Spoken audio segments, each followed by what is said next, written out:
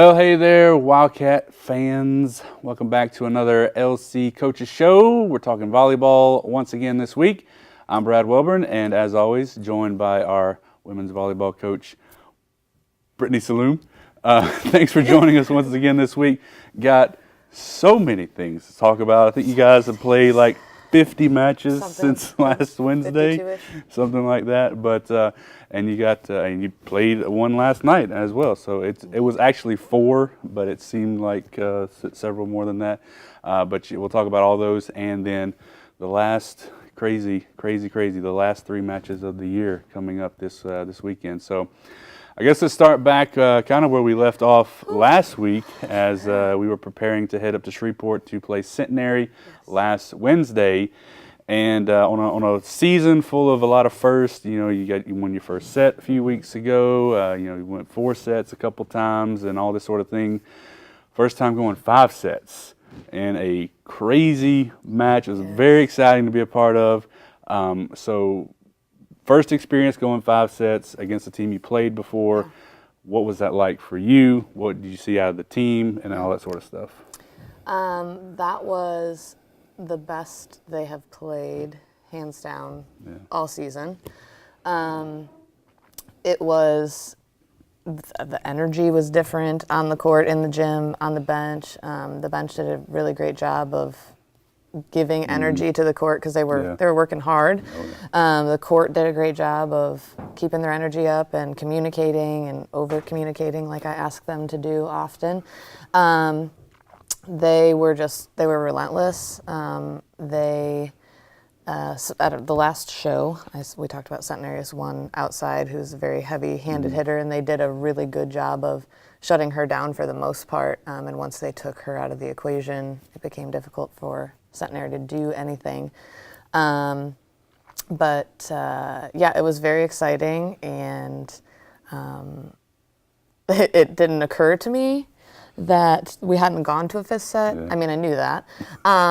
But some of them who have never played volleyball before have no idea what happens in a 5th set. So, like, captains get called, you switch sides halfway through. So I'm, like, trying to explain these things to them before the 5th set.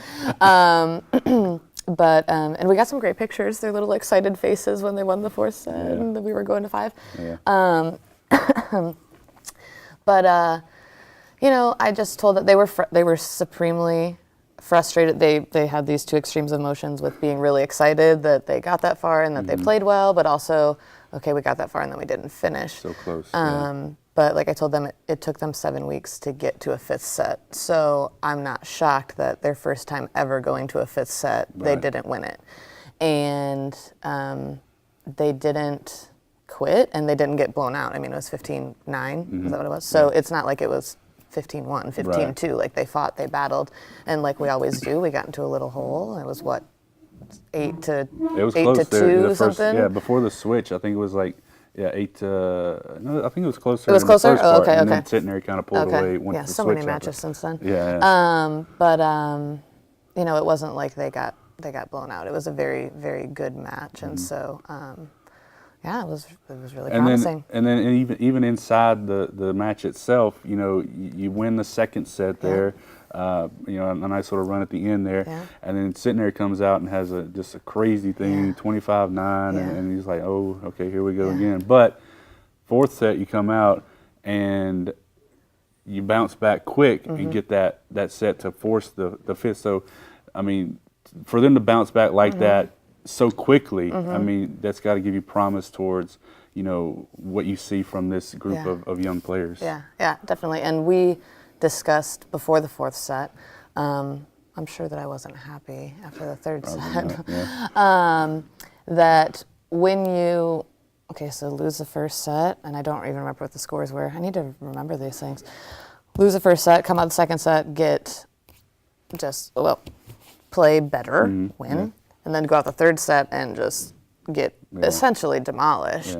That those kinds of sets make the previous set look like a fluke, that it was just Centenary had backed off and not really that we were pushing. And so I just told them that we were going to kindly and in Jesus go back out there and embarrass them on their own court if we had the opportunity to do so, and they won. and then we go 5 Then we sets. go 5 sets, yeah. Absolutely. So that was last Wednesday. Kind of gave you some momentum, I think, even though a little bit of frustrating loss there, but gave you some momentum into the last couple home matches against ETBU and Laterno on Friday and Saturday. Unfortunately, didn't kind of give you enough maybe momentum that you were maybe hoping it would. But talk about those two matches real quick. I think that it all just comes down to us being young, and even though they now have experience as a team, there's still no one on the court who brings more experience than anybody else. So they're all in the same boat. We don't have a senior on the court. Well, we do, but not a senior in volleyball saying, we've been here, we got this. So they still make those unfortunate errors, which all teams make, but we make them in egregious amounts because we have all freshmen. So, missing serves when it's not the time for you to miss serves, and just banging the ball out of bounds or into the net, they're still doing those things much more frequently than they should be. So they played hard. I mean, they're not a lazy team. They always work hard. They always fight. So they gave it their best shot against ETBU. They just have more depth than we do, many more options, and so we've got two very, very strong hitters that teams hone in on because they see very quickly that those are our go-to players. If Jaslyn's in the front row, she's getting the ball. If Jaslyn's on the back row, she's getting the ball. If Jaslyn's on the bench, she's getting the ball. Jaslyn's going to get the ball. Sadie's going to get the ball. So teams, when there's only two people who are making plays, the other teams are going to, and it's easy to hone in on two people instead of 5 attackers. Right. So, and then Laterno, mostly close sets. A team that if we weren't making those silly errors, we could beat. We really struggle to pick up off-speed stuff, and that's what hurt us against them. I was going to say something else. Laterno, the night previous, because Belhaven's our travel partner, beat Belhaven in 4. And then obviously we were at Belhaven last night. So the conference has just been crazy this year with who's beating who and who's, they go to 5 and who pulls it out at the last second. It's just been Dallas and Tyler are obviously very good teams, but they haven't always been the clear winner in these conference matchups this year. So it makes it exciting. But it also is like on any given night this year, it just depended who showed up. So, and then going back to talking about Sadie and Jaslyn, I went to Belhaven with you guys last night, and I think I heard their coach say 18 and 5 more than anything I've ever heard in my life. And so, I don't get to focus as much on the other side when we're statting at home. Right. But like you said, everybody knows it's them, right? So how do you kind of work to getting that third or fourth option to give yourself a little bit more dynamic when the ball's on our side of the net? Yeah, recruiting. But this year, I think for us it's really come down to passing, and our girls who we have on the outside pin don't have as much confidence as what Sadie or Jaslyn have. So your outside hitter is normally your outlet hitter. They're going to get the most balls because it's the easiest person to set. And we've got Z who doesn't trust her jump. I mean, she can swing. When she gets a hold of the ball, she can swing. I don't want to be on the other side of it. She doesn't trust her jump. So, and she feels like she's not in the right place a lot. And so she doesn't score as many points for us. And Brennan doesn't like to be out of system. So if the set's not perfect, she's not confident anymore. And so we need them in these last three matches to have a change of mind. But it's not. But it seems like it's not one of those things that just flip the switch. It's it's definitely a thing you can work on, and certainly moving into next year. Yeah. Oh yeah, for sure. Yeah. Okay.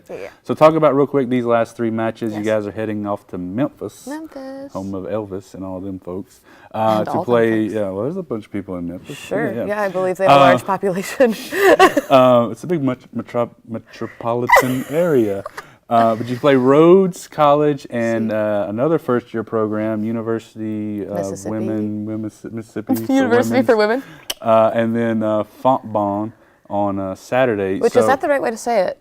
That's what we're going with. All right, Fontbonne. So, I mean, now that we're finished with ASC play, and it really is about kind of preparing the team for next season, how big would it be? Because, obviously going up against another first-year program, you feel like this may be it. This may be it. So, do you think there's a little bit extra pressure? Because I'm sure they know as well that it's another first-year team. At least they do now. Yeah, sure. Don't watch this. So do you think that maybe they'll put a little bit more pressure on themselves to say, hey, this is our really quality opportunity to get a win? I don't want them to. Obviously, yeah. But since I know them the way that I know them, yes, probably they will. Rhodes, I can't deduce a lot about Rhodes based on their schedule. So that could go either way. Laterno played Mississippi University for Women the night before they played us at Belhaven. Yeah. And they kept them to, from what she told me, I didn't go and look at the stats, it sounds like they kept them to single digits most of the time. And we're within a few points of Laterno each time and took a set off them. So that gives me great hope. But you just never know. It's volleyball. And right? Jaslyn told me last night, which you know this, you probably don't know this. So they, I always say that I'm gonna do ridiculous things if we win, like throw myself on the court and roll around, whatever. Yeah. And so one of the girls asked me if I would wear a tutu if we won, and I was like, yeah, you win, I'll wear a tutu around the world. And Jaslyn wanted me to know that she has a tutu in her backpack ready to go. So there may be pictures of me from this weekend in a tutu, so just be prepared for that. I can't wait. I'm excited too. I don't even care. I'll be like David, I'll just be a fool. Well, they play, like you said, Friday, 5 o'clock and 7 o'clock, and then they'll play again on Saturday at 2 o'clock. The last three matches. There will be live stats available from Memphis, courtesy of Rhodes College. They have a lot of stuff going on that weekend, including the volleyball tournament thing. Not quite 100% sure on the video aspect of it, but if there is a link available for you, trust that it will be on lcwildcats.net, available for you to watch and hopefully experience and be able to experience a first win on Friday evening. That would be just kind of a great ending to to the first year for sure. So check those links and be a part of it. Brittany, thanks again always for joining me this week. Remember to follow them on Twitter and Facebook for the latest info on LC Volleyball. I'm Brad Welburn. Thanks for watching. We'll see you next time.